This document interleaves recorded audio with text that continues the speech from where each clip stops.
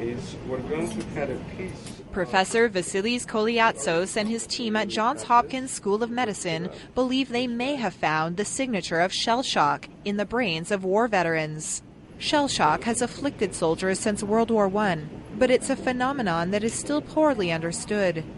Is it psychological, or is it neurological, or it is a combination? Professor Koliatsos believes scientists may soon be able to answer that question. His team has found what they call a unique honeycomb pattern of broken and swollen nerve fibers in brains of Iraq and Afghanistan combat veterans exposed to IED blast but who later died of other causes. They compared these brains to 24 other people who died of causes such as car accidents, drug overdoses, and heart attacks. The honeycomb pattern, Koliatsos says, was caused by the force of the blast. In this particular case, the force is coming against your chest. So the blood gets squeezed, and as the blood gets squeezed, there's a lot of backup of blood into the brain.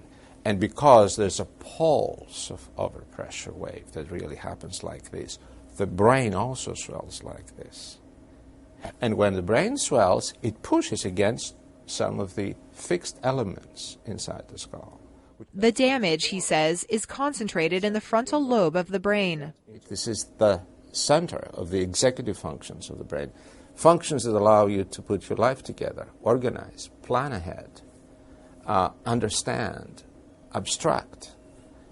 And you can imagine that this can make your life difficult. U.S. veteran Aragorn Thorwald says he has seen how a brain injury can take over a soldier's entire life. Wald was a Navy corpsman who served with the Marines in combat medicine for 9 years. He says it's hard for medics to diagnose a moderate traumatic brain injury, or TBI, at the scene because troops are busy fighting. And how can we differentiate TBI from PTSD?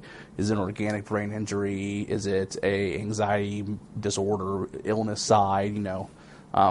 There's a lot of those questions floating around. So I won't say the holy grail, but a really huge deal would be a biomarker.